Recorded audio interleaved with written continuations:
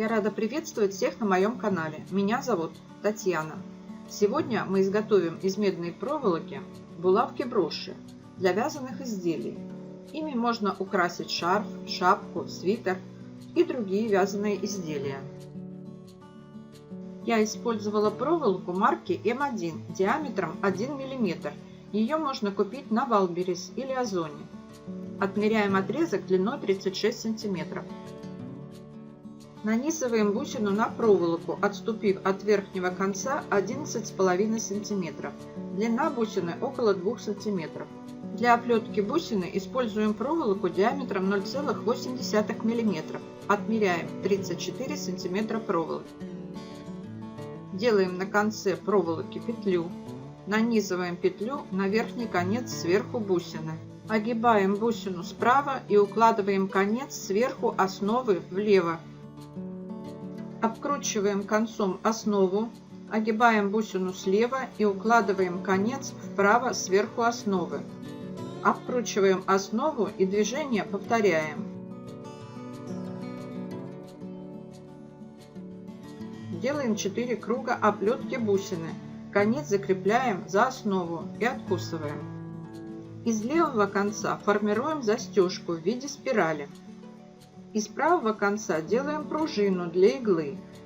Затем изгибаем иглу, чтобы она могла легко зацепиться за застежку. Отбиваем на наковальне иглу и застежку. Зачищаем напильником иглу.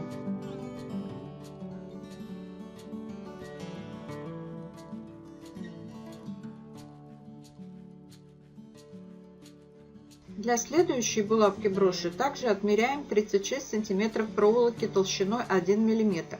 Нанизываем мелкие бусины диаметром 4 мм. Отмеряем 30 см проволоки толщиной 0,4 мм. Находим середину и цепляем на верхний конец основы сверху бусин. Верхним правым концом огибаем бусину справа. Заводим конец под основу вправо. Затем левым концом огибаем бусину слева и выводим конец под основу влево. Движение повторяем. Сегодня я хочу поделиться с вами посланием апостола Павла о премудрости Божьей. Верующим в Коринф он написал: «И слово мое, и проповедь моя не в убедительных словах человеческой мудрости, но в явлении духа и силы, чтобы вера ваша утверждалась не на мудрости человеческой, но на силе Божьей. Мудрость же мы проповедуем между совершенными, но мудрость не века сего, и не властей века сего приходящих, но проповедуем премудрость Божию, тайную, сокровенную, которую предназначил Бог прежде веков к славе нашей, которой никто из властей века сего не познал, ибо если бы познали, то не распяли бы Господа славы. Но, как написано, не видел того глаз, не слышало ухо, и не приходило то на сердце человеку, что приготовил Бог любящим его. А нам Бог открыл это Духом Своим, ибо Дух все проницает, и глубины Божии. Ибо кто из человеков знает, что в человеке, кроме Духа человеческого, живущего в нем? Так и Божьего никто не знает, кроме Духа Божия. Но мы приняли не Духа мира сего, а Духа от Бога, дабы знать дарованное нам от Бога, что и возвещаем не от человеческой мудрости изученными словами, но изученными от Духа Святого, соображая духовное с духовным. Душевный человек не принимает того, что от Духа Божия, потому что он почитает это безумием и не может разуметь, потому что о сем надобно судить духовно, но духовный судит о всем, а о нем судить никто не может. Ибо кто познал ум Господень, чтобы мог судить его? А мы имеем ум Христов. Делаем чернение любым удобным для вас способом. Я сделала чернение раствором холодного воронения. Как делать чернение, смотрите подсказку в описании.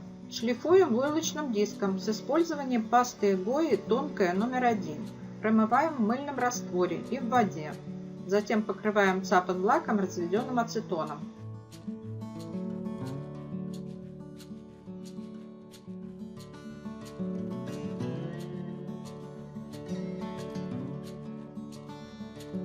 Я сделала несколько пар серег в комплект к брошам-булавкам в бирюзовых тонах.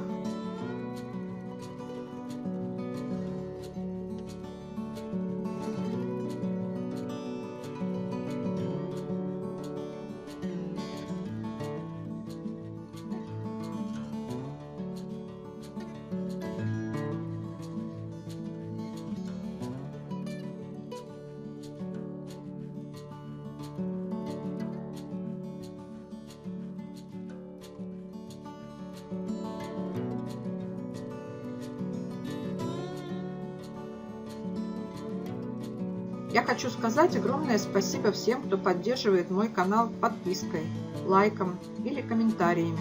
Мне очень приятно быть с вами на связи. А я на этом с вами прощаюсь. До новых встреч, дорогие друзья!